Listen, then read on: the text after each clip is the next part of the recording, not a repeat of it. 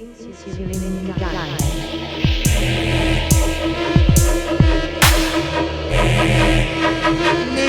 should drop.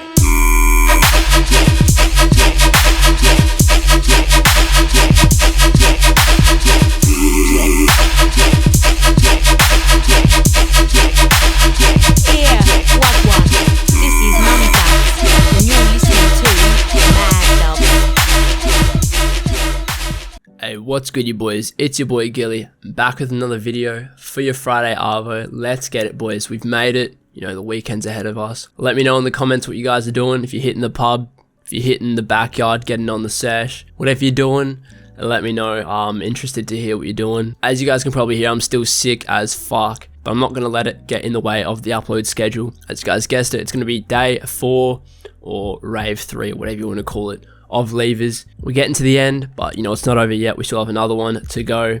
So this one is probably the second craziest of all the nights. The last one is by far the craziest, but you know, this one involves the law, so it's obviously going to be up there with the top ones, and we'll pick it up from where we left off. So like the other days, we woke up in the morning feeling crusty as fuck, because you know, each day it goes on, we're feeling worse and worse. By this day, you know, I kind of want to go home, but you know, the raves are still calling my name, so we're not giving up just yet. And today we didn't hit Macca's, we didn't hit Subway, we actually went to HJ's. And once again, the line was absolutely massive. And I remember I was trying to get a hash brown cheeseburger and they were cooking up the hash browns. And that shit took probably about half an hour, I'm not even kidding. Anyway, got the hash brown cheeseburger and all was well. And after I got HJ's, the bottle shop was right next to it. Dan Murphy's, whatever you want to call it. So the way it was laid out is since it was levers, they had a person just guarding the front so no one underage would walk in. But we got our mate that was 18 to buy the alcohol for us.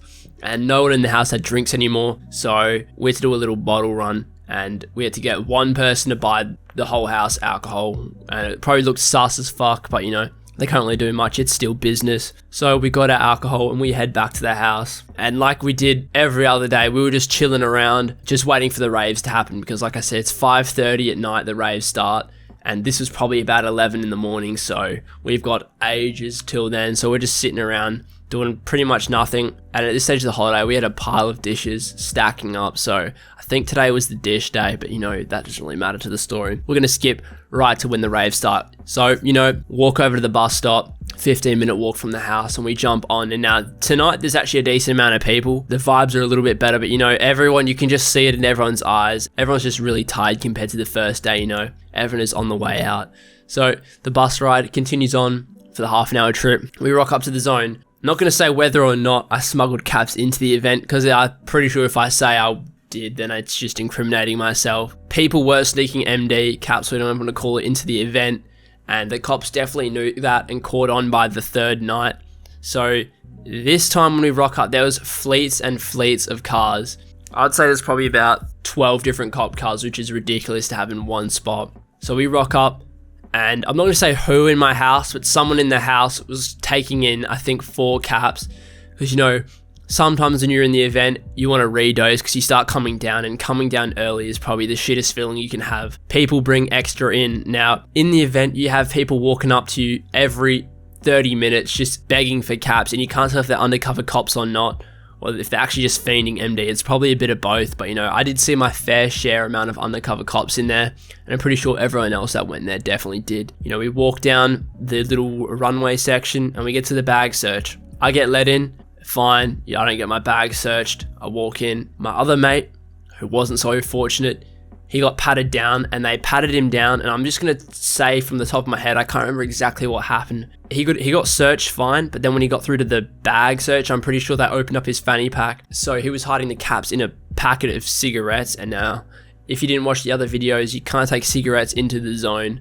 So the second guy saw the cigarettes, he opened it up. On top of the caps, he had the cigarettes laid down, and the guy was like, "You can't have these in here." And he's like, "Yeah, fair enough." And at this point, I could see he was starting to panic. The guy was like, yeah, I'm just gonna have to tip these out. And then as he went to tip the cigarettes out, the caps fell out as well. The guy just looked at him, signaled the cops to come over, and then at that point, it was all over. There was commotion, there was yelling.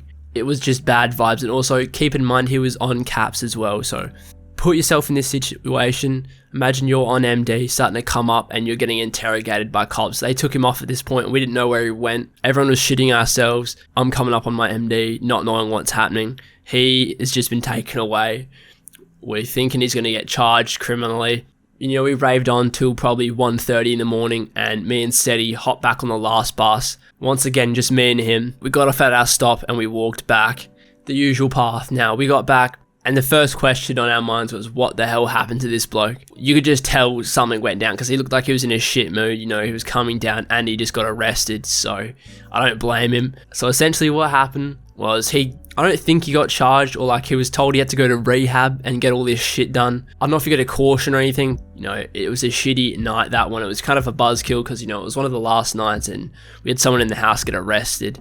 So if you can take something from this story, guys, don't try to smuggle drugs into events. Or even worse, don't try to sell them inside events, because, you know, people were selling MD inside this event. I'm definitely not going to condone people selling drugs because, you know, that's just way out there. You know, people need to do what they do, but, you know, I don't support that sort of thing. He wasn't trying to sell them in the event, and I think they knew that. That's why he didn't get in a lot of trouble. He just wanted to do them himself, which is fair enough because, you know, you want to redose when you're coming down. They told him he had to go to rehab, and, you know, he never actually went to rehab. I think it got cancelled or some shit. I don't know exactly what happened. Pretty much not much happened from that. He got off very lucky, but in the moment, we thought his world was over, you know, caught with MD. MD in Australia is, I'm pretty sure, a serious offense, especially large amounts of it. And also, they don't weigh it by the powder, they weigh it by the capsule. So obviously the capsule is going to weigh a lot more than the actual powder itself. That's just how they do it over here. It's pretty stupid. They need to use their heads and just not weigh the actual cap. You know, that's pretty much the end of this story. It's a little bit shorter, this one, but, you know, I wanted to just describe that situation more than describe the whole day as I do. Story tomorrow is absolutely insane. It's the grand finale, you know, the last day. You know, I'm not going to spoil it, but, you know, a fight does break out in the zone, including one of my boys and another mate I actually do know. I'm not as close as the one that got in a smash from our house, but, you know, I know both of them. So definitely stick around for that one, guys. If you're not subbed, make sure you drop in a sub. I'm going to keep this content coming every Monday, Wednesday, and Friday. And hopefully on Monday, I'm not going to sound like a weirdo, but, you know, I can't really control being sick or not. So yeah, guys, hopefully you enjoyed. Drop a like as always. And yeah, guys, I'll see you in the next one. DJ, run that tune. One spliff a day, keep the evil away.